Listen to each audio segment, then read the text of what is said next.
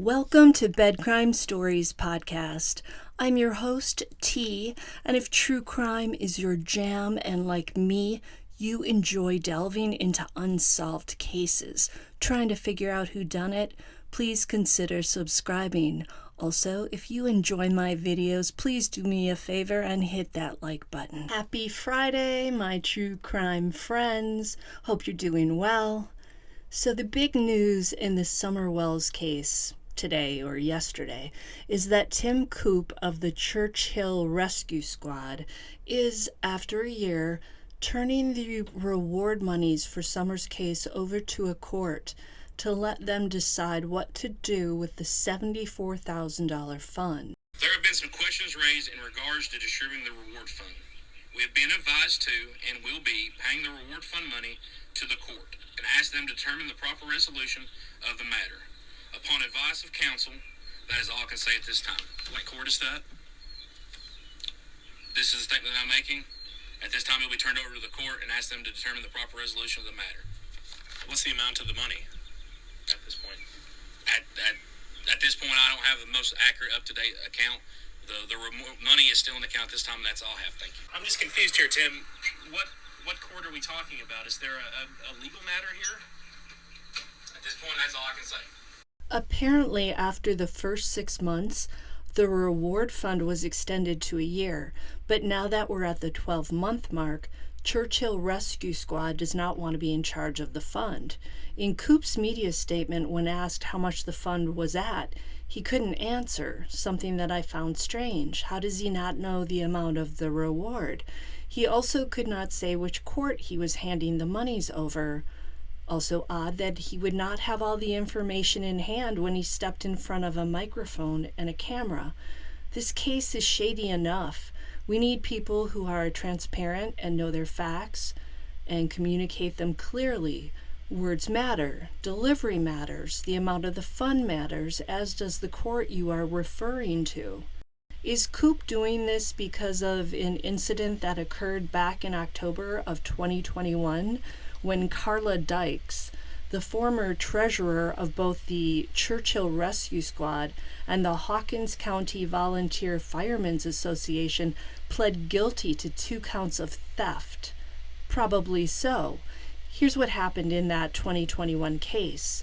Comptroller investigators working in conjunction with the Hawkins County Sheriff's Department and the Tennessee Bureau of Investigation determined that Dykes stole at least $47,073 from the Churchill Rescue Squad between January of 2013 and August of 2020. Apparently, Dykes used the rescue squad's debit card and made electronic withdrawals on at least 94 separate occasions. And she was using that money to pay her own mortgage, her car payments, cable TV and internet bills. She also used the card to buy herself meals, cigarettes, personal vacation accommodations, and even iTunes gift cards. Oh la la. To cover the shortages resulting from her theft, Dykes also improperly took advantage of her position as treasurer of the Hawkins County Volunteer Firemen's Association to transfer the association's money and pay Churchill Rescue Squad expenses totaling $32,808. Is that what you call robbing from Peter to pay Paul? Dykes was given a total concurrent suspended sentence of 6 years on supervised probation. As a condition of her sentence, she was also ordered to pay restitution to the Hawkins County Volunteer Firemen's Association and the Churchill Rescue Squad. When people say there's corruption in Hawkins County, it appears to be true, at least to some extent. Sadly, this type of thing tends to put a shadow of suspicion over all of those associated with Hawkins County, including Sheriff Ronnie Lawson. I'm not saying that that's fair, it's just what tends to happen. But let's get back to the reward fund. A lot of us are upset that the reward may be used for other things. I personally think that even if it hasn't led us to answers yet, It should be kept around for Summer's case. If that reward went away, it would feel as if her case was becoming less important, as if her investigation folder was being put on the bottom of the pile. I hope that's not the case, but that's just what it would feel like to me. One person who seems to be happy to see the reward fund maybe dispersed is Jody Sue Brown. I heard her on her first live of the day this morning saying that she doesn't want any YouTubers who've worked on the case to get the money.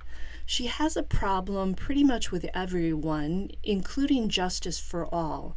Now, there are some podcasters who've actually solved cases, so in my opinion, Jody Sue shouldn't lump all creators into the same pile. I mean, she's a creator herself, for crying out loud. Now, I personally don't care who gets the money if we find Summer and the case gets solved. There are creators who've behaved appallingly, and we pretty much all know who they are. I'm not going to name names. I'm just saying that I want Summer found and the case solved, and whoever provides the information that leads to those two things, I'm okay with them getting the reward. For me, the reward money is not something that I think about. However, I do believe there are some people who are gunning for that cash.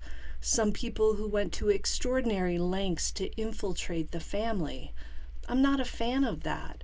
My feeling, though, is that they should keep the reward fund for Summer. Maybe even make it grow. Could it compel someone to come forward? Maybe. It hasn't so far, but I have eternal hope.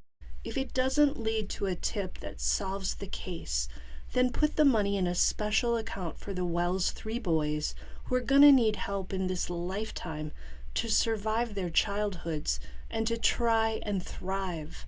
I believe the boys could use that money for their futures. Wouldn't it be beautiful if with enough nurturing they eventually healed and maybe even went to school to study for a trade or a career so that they could leave the misery of 110 Ben Hill Road in the dust and do better than their parents? I'm a dreamer, but wouldn't that be lovely? Until the next time on Bed Crime Stories.